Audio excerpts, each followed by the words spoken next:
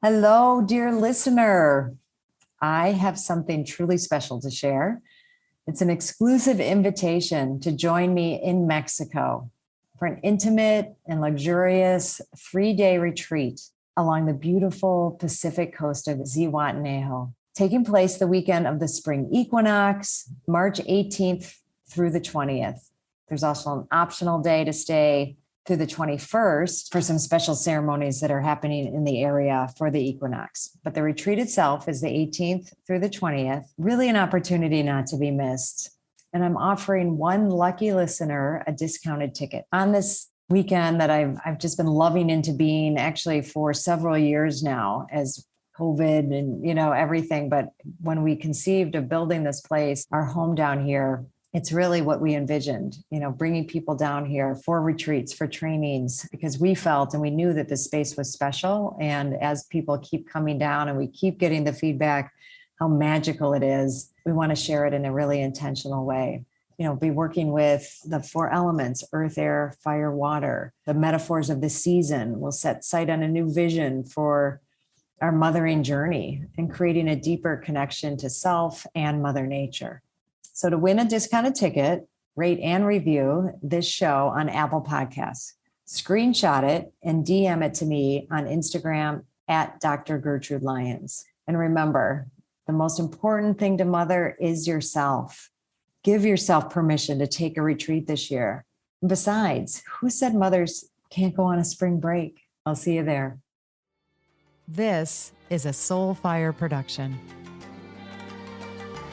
Welcome to Mother.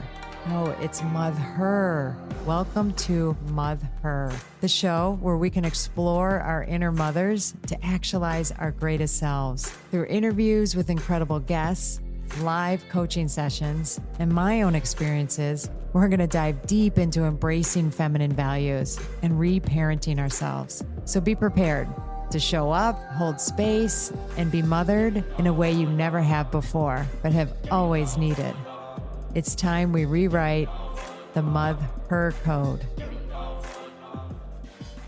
Hi, and welcome to Mother, episode 31, season 2 of the Rewrite the Mother Code podcast. I'm delighted to have had the opportunity to spend some really quality, in-depth time with Michele Katz.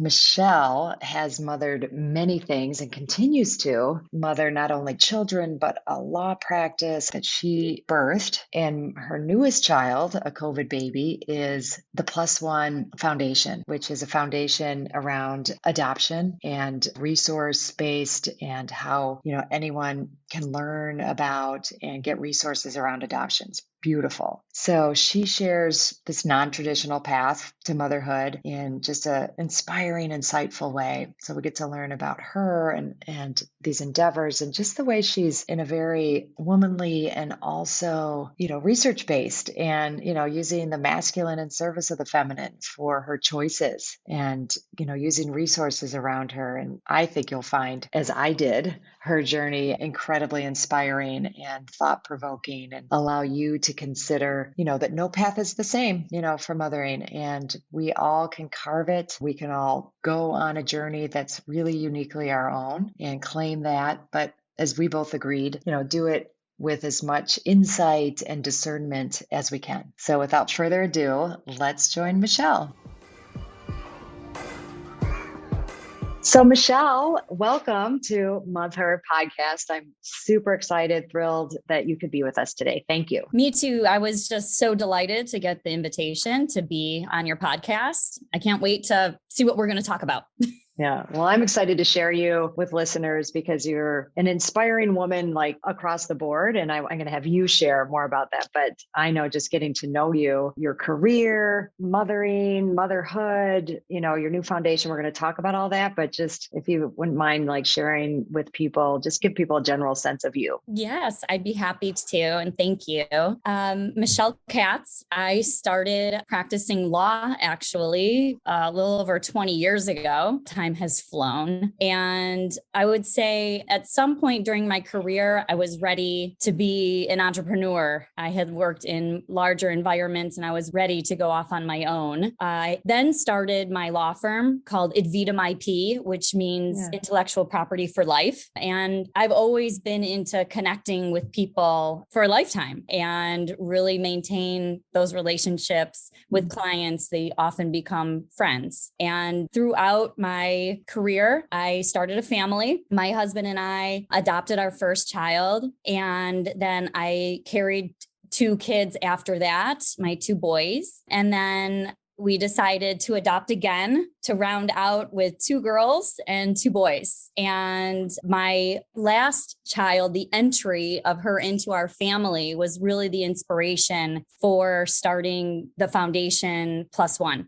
Oh, great. Well, I'm so excited. You just set the foundation for everything that we can unpack in our time together, which is amazing. And, even finding out about you and knowing just these pieces that I do, I was like, oh, she's mothered a relationship. She's mothered a business. And then now hearing what you're just saying there, mothered all of these relationships, right? Like it isn't like a come into my life and leave my life. And that's a big aspect of mothering, right? I think is fostering relationships, building them, seeing them grow and seeing a business grow and, all the ups and downs and stresses and pains and wonderfulness that comes with all of that. I love it because you have all of those contexts that when Rewrite the Mother Code is all about, like we mother in our lives. I want to hear about all the pieces of it. So you mentioned, 4 kids and kind of coming in different ways and just to like kind of be in that space, right? Like it's a non-traditional path of like, if there's something traditional and it isn't one size fits all for anybody, but yours in particular, I think you came about motherhood in several different ways. Do you mind kind of sharing some of your story with that? I would love to. And there has been a lot of mothering going on in my life for a long time,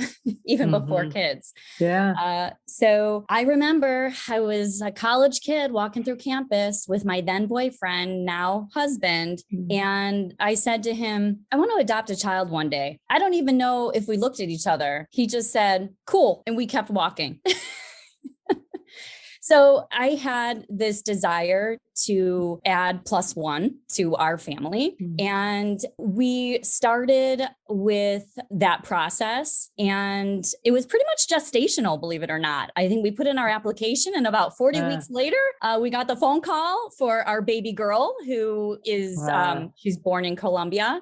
And 2.5 weeks later, we were on a plane on the way to meet her with a book, The First 12 Months for Dummies, quite frankly. Both of us being professionals. I didn't babysit a whole lot growing up. As the youngest child in my family, my siblings really mothered me more than the reverse. Although times have changed now that we're all adults. Then my husband is a cancer survivor. We always knew that going through certain kinds of treatments was a reality for us. And I was fine with, we were just kind of owned that was our reality. And after some time and after quite a bit of time, we had a success. And that's how my first son was born. Then we just put our names on the list again because we did want to adopt again. We had such a beautiful experience.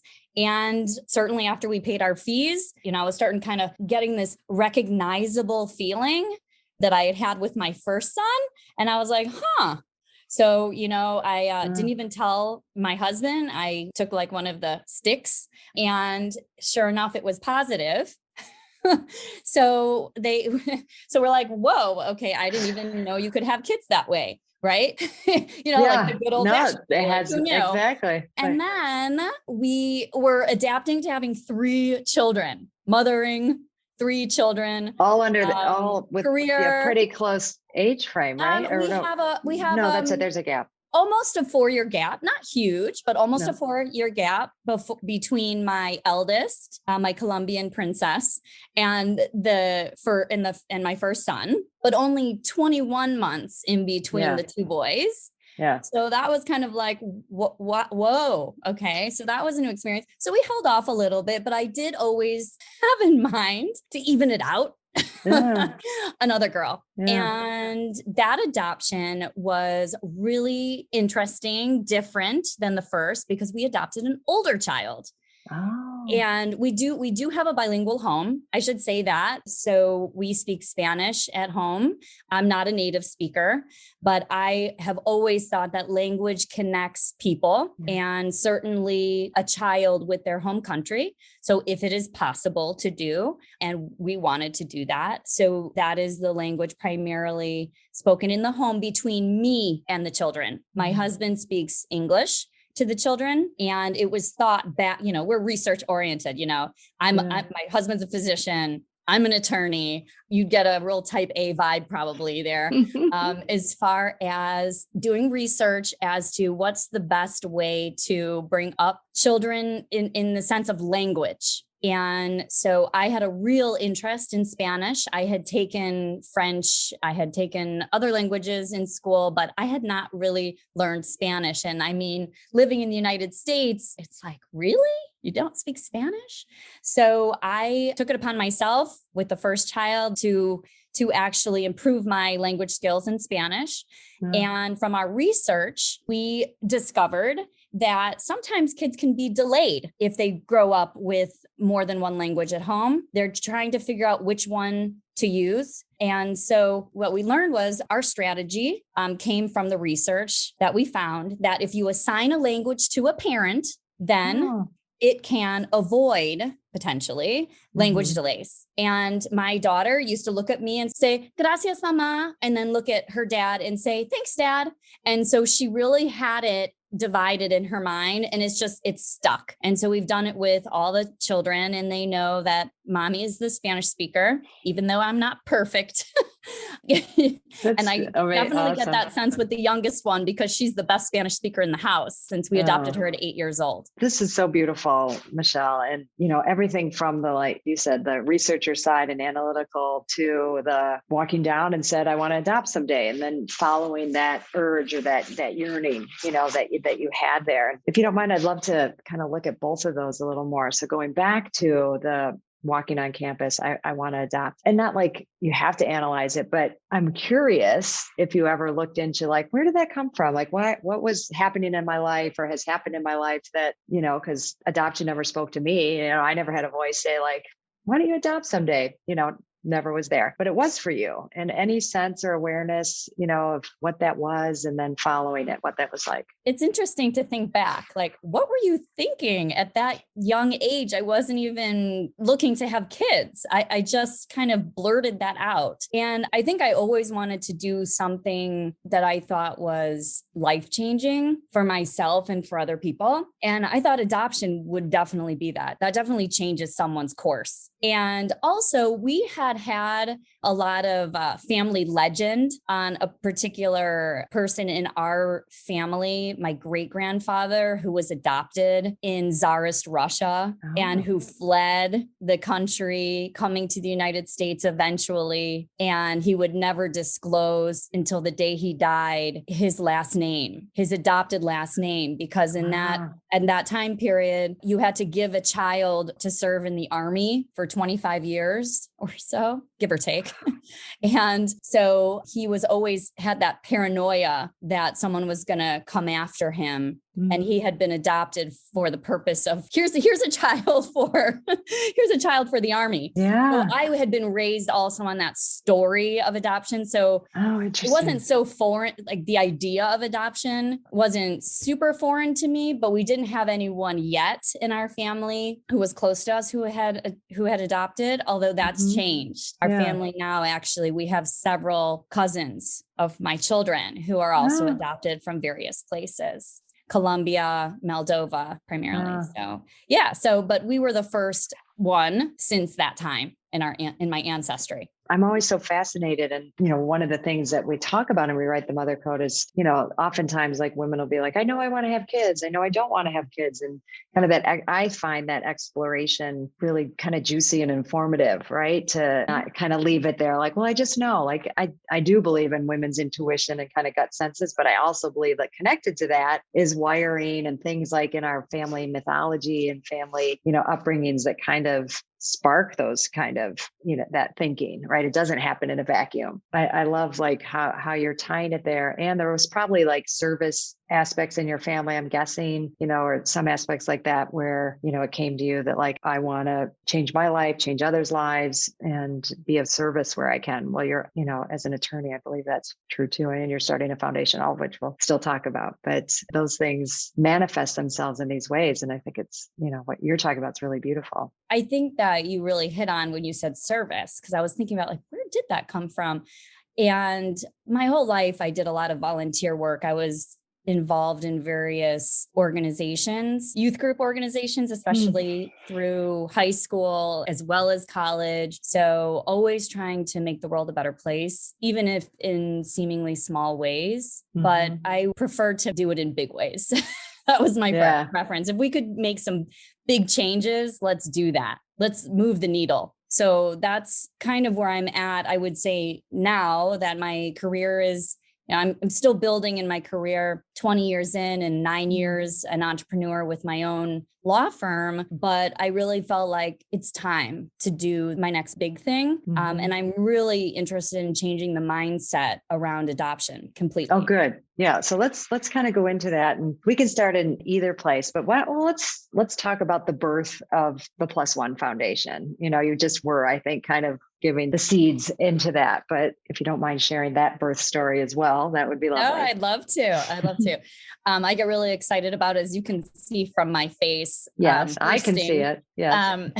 The inspiration came from my last adoption. Timing is really important, I think, for this story too, because, we had been on a list for a couple years, actually, before we saw some movement. And this is pre-pandemic. And we talked to certain resources. At this point, definitely, I would call them resources, who gave us some advice, and we made some changes in our strategy. And once we did, it made a difference, and that connected us with our youngest daughter. And we flew out in December of 2019. So the pandemic isn't really news yet. And not really. We flew in before Christmas time, and the court shut down in Colombia, because this was a Colombian adoption. But there were a lot of differences between this trip and last trip, because last trip, when you adopt an infant, then the child is presented to you.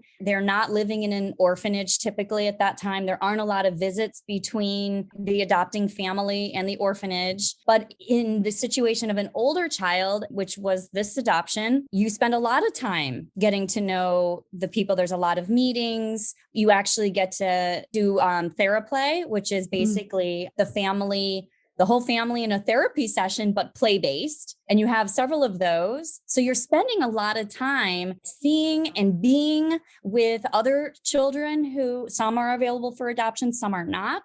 And we got to know the staff we became very close with them. We're still message with them and send pictures of our daughter. There's a bond there. And I would walk in to the orphanage with a bag of lollipops, and the kids would just come swarming around me. Okay. And they knew, like, when they saw me, they're like, where's the lollipops? Donde están las colombianas? Like, that's what they're looking for. And I'd be like, I got them, so, and I'd be passing out the suckers, and that's such a small thing, but yet to them, it was huge. And I'm looking around at all these beautiful children, and you're like, why do these kids not have a secure, permanent, forever home? And in my mind, it was just a lack of PR, or the wrong PR, or maybe stigma that adoption is only for families who, quote unquote, need to adopt. But it doesn't have to be. It can be like,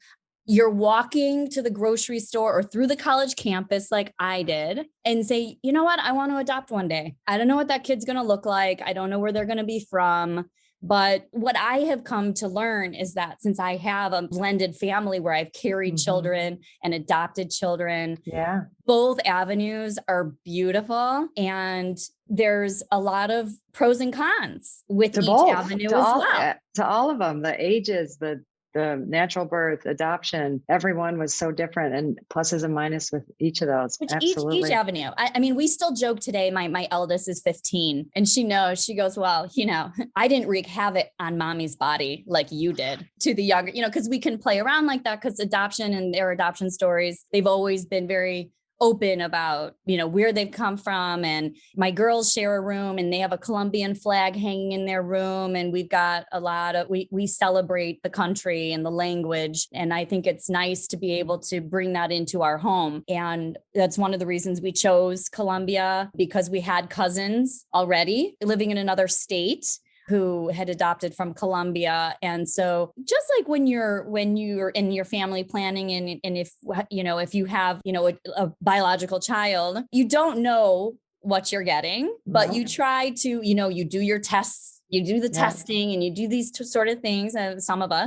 Many of us, that's kind of how we felt with adoption, is we wanted to go with a program that was kind of tried and true, if you know what I mean. And so we had cousins, and my husband's side of the family had cousins who had adopted from Colombia. And that's why we went there. I was wondering that. I was wondering how you picked. Because there's a lot to choose from. It's so important. I think, I know people tend to be very private. Can be very private, which is why there are consultants out there. That's one of the focuses of the +1 Adoption Foundation is to provide confidential referrals to talk to people with knowledge, because as you probably know, when you investigate something new, then you realize how much you don't know. Yep. And I'm an expert myself. I'm a trademark lawyer. Okay. So when I need help in assistance in some other kind of law, or even if it has to do with maintenance on my house or something, I am an expert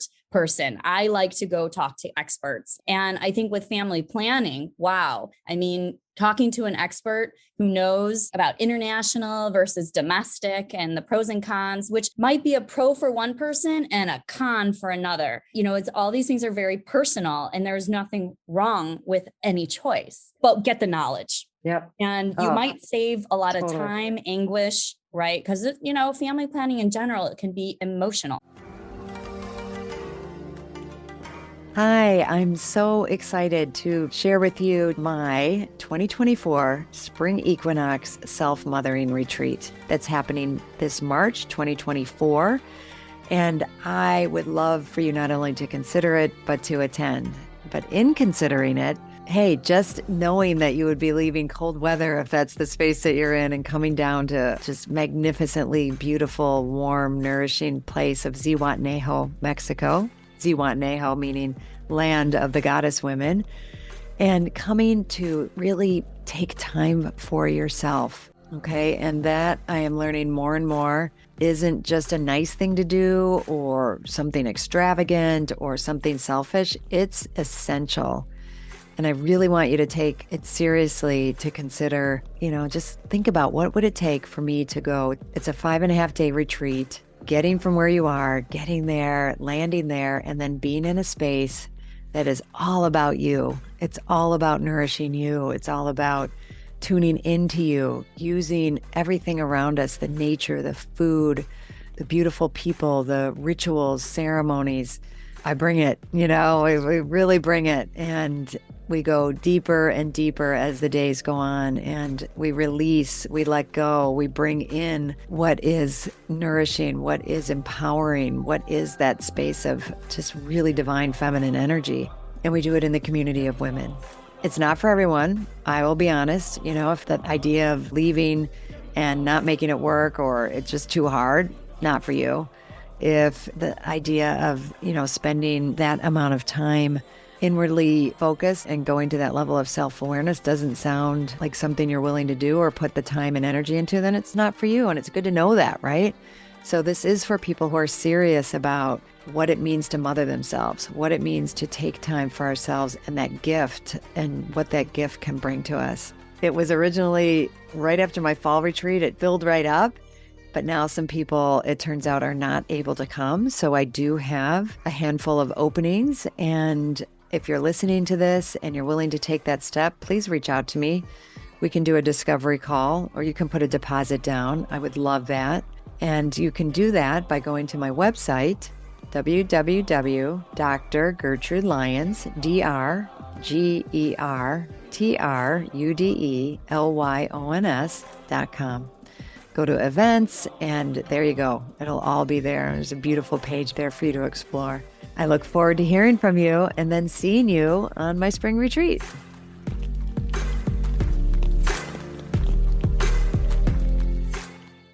Well, and that you're speaking to such great points, Michele, in all of this. And I love bringing in kind of another lens and window to look into it, but bringing that back to the fact that one thing I really want to support women in always in their whole journey of mothering is get to know the landscape.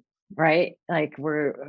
Even if you just know I want to conceive a biological child, that's my my desire, my goal. Mm-hmm. Right. Just because that's what's happening around you. There's a whole history with mothering. There's so much mythology. There's so much many paradigms in our culture that sure can be great and can be great for some women, but not others. And pressure from family, the pressure from our culture to do things a certain way is really powerful. So there's always, if one thing I, always want to impart or, encourage, women to go in as, and you mentioned it earlier, everything from research to, from your family histories to the history of mothering. And it's a lot of what we explore and rewrite the mother code, and see how it's been done differently throughout time and really know where you sit to know how influenced you're going to be by external circumstances so that you can make, choices that are right for you. And especially when you're making different choices, right? When you're, like you said, most of the time people think you only adopt when you can't have a biological child, right? There's issues. That's there. right. Mm-hmm. Right. So, that's going to raise some eyebrows. You're choosing to adopt when you could possibly have a biological child. And then I want women to be equipped with the resources to deal with those questions and the emotions that come with that. And, I love hearing your story because it sounds like you've navigated that in a lot of really expansive ways. Right. And there's always more, of course, any of us, doing any of this can always have more ways. But you've had the experience in a number of the different arenas to know that each of them comes with their own beautiful ways people are with you and not so, friendly ways that people are with you. And that mothering is wrought with that. Somehow we become public property to people and people feel like they can say anything they want to you about your choices. Oh, goodness. Don't I know that. And then sometimes, I don't ask a new couple, I don't start, so when are you going to have kids? Because I would say more do you want to have children? If I have a close relationship with that person, I don't make assumptions because not everyone wants kids. Exactly. But then sometimes, with one of my close friends, we had the discussion, this is a long time ago. She's like, I just don't have the desire to be pregnant. And I thought, oh, okay. Not all ways require you to be pregnant. Just FYI, there's surrogacy, adoption, of course, would be another one. But there's lots of, I don't know about lots, but there's definitely other options. Absolutely. If motherhood in the sense of having children is not your desire, that's one thing. That's a personal choice. If you do, but there's something preventing you that doesn't have to, then that would be something maybe to explore, what are other routes? And I don't think she had actually thought about it beyond, because she had never thought beyond, as what we might call, right, the traditional family planning, birth plan type of thing. So it's always very interesting. I think because this kind of funny anecdote, my daughter was interviewed and she had questions that she needed to answer about me. And one of them was what's the characteristic that stands out for you about your mother? Okay, about me. And she said open-mindedness. And I was like, wow, that's amazing. She's a teenager, So you just don't know what's going to be said about her mother. But I was vulnerable question. I was really, wow. And so I do think that aspect of my personality, I'm just taking in the information, no judgment here, but if I'm aware of what your desires are, your goals are, it's the same in business, and I can try to help you best I can reach them. I love that. That's really beautiful, Michelle. And so you mentioned like one aspect of Plus One Foundation. It's new, this is a newborn, so to speak, but been conceiving for probably a little while here. Can you just cover that more? Like what's your vision for the Plus One Foundation? And absolutely. And probably help if I finish that story. So when we left Colombia, which was we got December 31st of 2019, we arrived back to Chicago, back home, where there was a light snow, which was our daughter's first snow she had ever seen and touched, as she was walking up the stairs, dragging her hands, on to touch the cold snow. And she just loved that. And then, of course, like a few months later, the pandemic hit. Definitely gave me time to reflect. It also was a bit harrowing because I had now 4 children at home. Yeah, that was really a complex business time. Yep. And without help, as I felt like as soon as I finished breakfast service, I was on to lunch service. Since everybody was home, the amount of garbage, the cleaning, like it was difficult. But I also, as I was probably passing out in the evening time, I would think about my time at the orphanage. And I said, I think I have a pandemic baby on the way. And that was where I started putting together my thoughts about a foundation to change the mindset about adoption, provide resources and funding, because adoption actually doesn't have to be expensive. Through my investigation, I have learned so much. But it can be, especially international adoptions. But I learned that DCFS right here in Chicago, they actually pay you a stipend. So they provide formula, a crib. I mean, I did not know those things because I did not do a domestic adoption. I have since, at least weekly, had calls with different consultants, adoption agencies to learn more. And that's the idea. That's what we want people to contact us. What is your question? How can we get you to the next step so that you can become more informed? Do you need help with the costs? The process and the cost, yeah.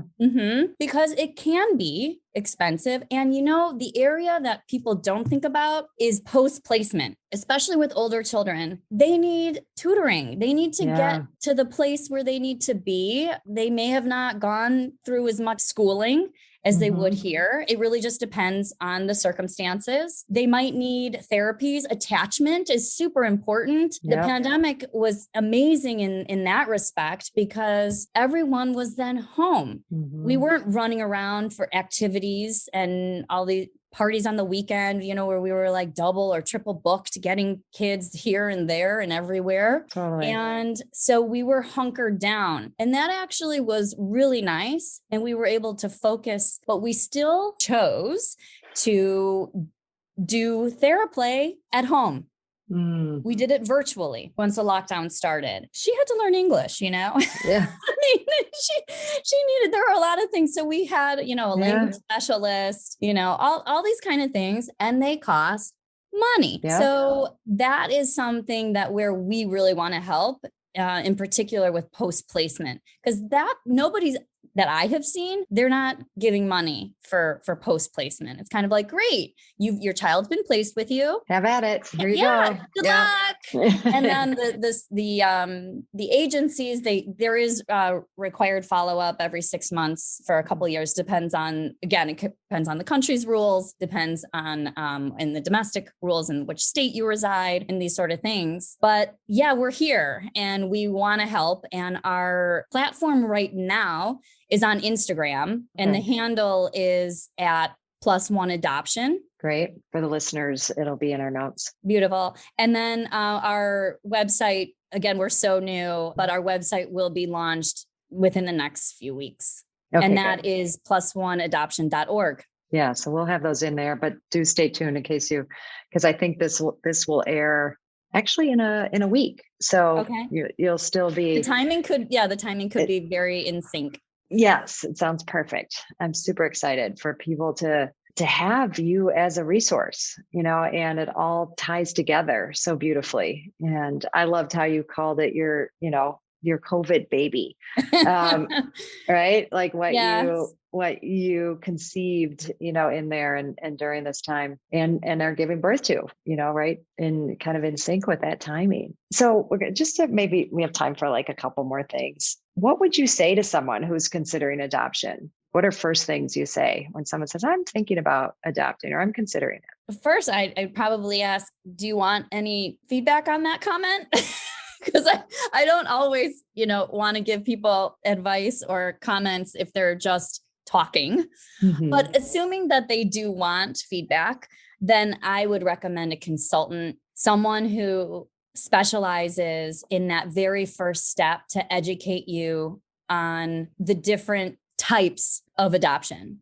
The whole landscape. Like the whole landscape from the age of the child. And your opinion can change. Okay. Mm. From when you start, you can say, oh, I only want an infant. And then you can, as you discuss with a consultant, you might say, you know what? Maybe an older child. And what does that mean? Older child can be 2 or 3, like toddler, or they can be older than that. Mm-hmm. Our eldest daughter was 4 months, and our fourth child, our second daughter, had just turned 8 years old. We did a birthday celebration in Colombia when we were adopting her because she had just turned 8. Very different, but both incredible experiences. Mm-hmm. But you don't even have to leave your state. You don't have to leave your city necessarily. That's something to understand too. And how does agency work versus maybe hiring a lawyer or a consultant that walks you? Some consultants are just informational. Others actually have packages where they'll hold your hand and walk you through the whole process.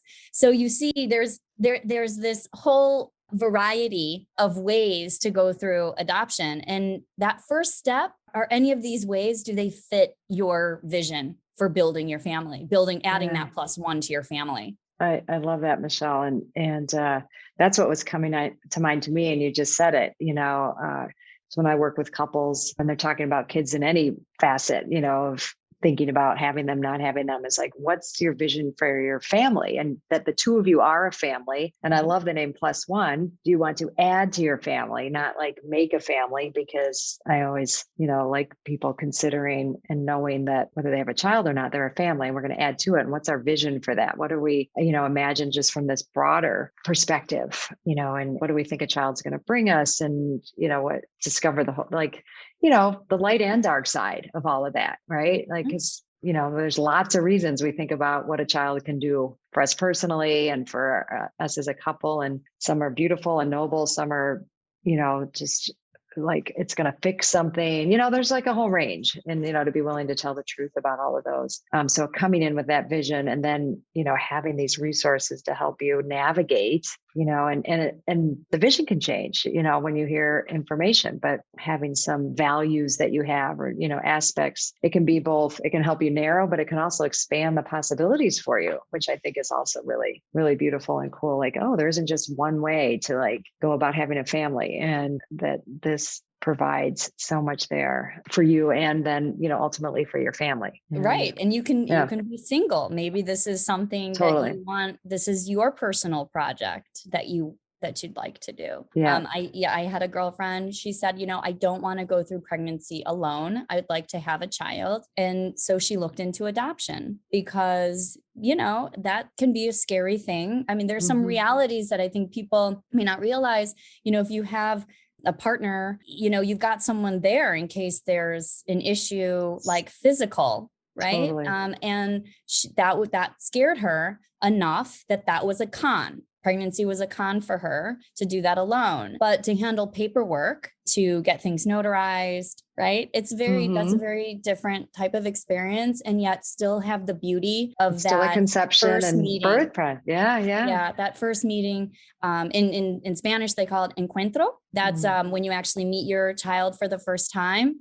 And it's so amazing. I mean, we actually have video of ours, both daughters. And it's so incredible. I mean, my youngest, she just ran and jumped into my arms. I mean, we had done Zoom prior, but this was the first time that she actually met us in person.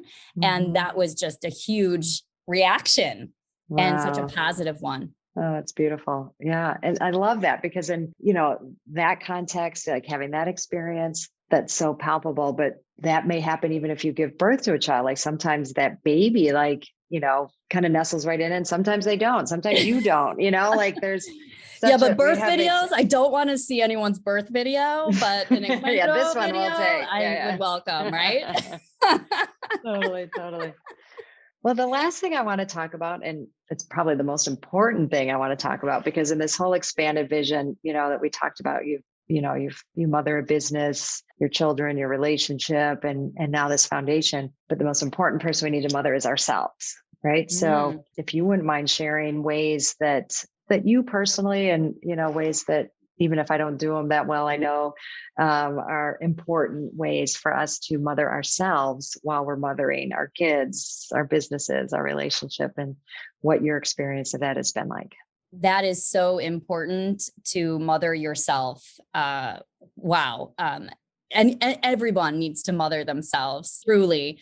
And I know that sometimes it can get pushed because you feel like you have all these other obligations. But yes, I am definitely need to grab the oxygen mask for myself first, right, as we used to do on flights. Not that we're doing so much of that anymore. And then, oxygenize your children. Okay. But, but yes, definitely give yourself that mask so you can breathe. And what does that look like for me? So stress is a natural part of life, and how we define stress, as good or bad differs person to person. I find that exercise is nice alone time. For me, mothering myself is alone time because I live in a house with a lot of people and pets. And so who needs some mothering? So I like to, we do have a small gym where we live, and walks outside when we can. And because the weather isn't always cooperative in Chicago, but getting that time is so critical for me. Another thing that I've been doing for years, and we were able to actually carry it on through the pandemic, was date night. Great. Oh, so important. So Chicago is a culinary mecca type of city. Yes. So you can go to a restaurant every night if you had the finances and the time, and never repeat a restaurant. So it's wonderful here. And that has been such a nice outlet, because we have maintained our child-free evenings. I love my guys, but I also love my husband. And so it is so important to have that time, the two of us, even on certain nights where we did order in, like in the beginning when it was very difficult to dine out. And then we've tried, every igloo, greenhouse, globe, yurt, we've done all those things to kind of keep it fun. I am a level 2 certified sommelier. That also occurred during the pandemic. So I've increased my wine knowledge, and I do have a food blog. So for me, it's my creative diversion. It's called ordained_foodie. And okay, it's not, we'll put that in there now. We'll put that in there too. It's just for me, that is my relaxation, where I can talk about food and wine and both together, and what goes well together and what doesn't. And that has been really nice for me to unwind and direct my attention and focus on something else entirely that's just for me. I love it. Well, and I really love that you brought in both the, what's the just for me, and how important my alone time is, and how I spend that, and then also your couple, so if you are in relationship and you have somebody right there, and as a single parent, having, relationships that can foster and build and get that support that isn't just built in. But even when that person's there, you have to work it. When you have kids, you have to work that, have structures and systems in place like that to keep that relationship vibrant, and growing and moving. So I love all that. Well, I love everything we talked about, Michele. And me too. Thank you. The whole expanse and incorporating, and seeing you mothering in all these areas, and of course, culminating in mothering yourself, because that's the most important. But we will be able to share. So, expanding and our knowledge in this arena of mothering, which is adoption, and that you're a resource. I love that you're providing that. So we'll have information in the show notes for that, as well as I'll get the information on your food blog because it's always, resources, right? Like that's what this is all about. It's sharing. It is very different. Fostering and yes, and we all need to they're eat. all there. Exactly. They're all beautiful. Thank you so much. And I can't wait for everybody to hear your journey and what you've built and are going to continue to grow. Thank you for having me and thinking that it was worthwhile to share. Oh my gosh, 100%. If you like what you hear in this podcast, and of course I hope you do, I'm excited to share that my next Mother Code Mastermind is coming up, launching on June 7th. The Mastermind is an immersive 6-week exploration into rewriting your mother code. You'll be supported by not only me, but a group of extraordinary women, each on her own journey towards self-love, self-prioritization, and self-fulfillment. The Mother Code Mastermind, each one is unique because of the women who come, but it's designed to give you the guidance and tools you need to nurture yourself first, no matter where you are in your life or on your mothering continuum and journey. And be prepared to disrupt everything you've ever believed about the word mother and own it for your own expansion and empowerment. I hope you sign up, and you can do so at www.drgertrudelyons.com/mastermind. And the link is also in the show notes. I really hope to see you there. Thank you so much for choosing yourself and taking the time to listen to this podcast. As always, please rate, review, and subscribe to subscribe to Mother. It helps other people who need this message, aka all women, well, actually everybody, men included. I'm honored to have you on this journey in mothering yourself. Remember, change is uncomfortable, but it's beautiful, and it starts with us. And if you can't wait until next week's episode, follow me on Instagram and LinkedIn at Dr. Gertrude Lyons or at my website, drgertrudelyons.com. I'll see you next time.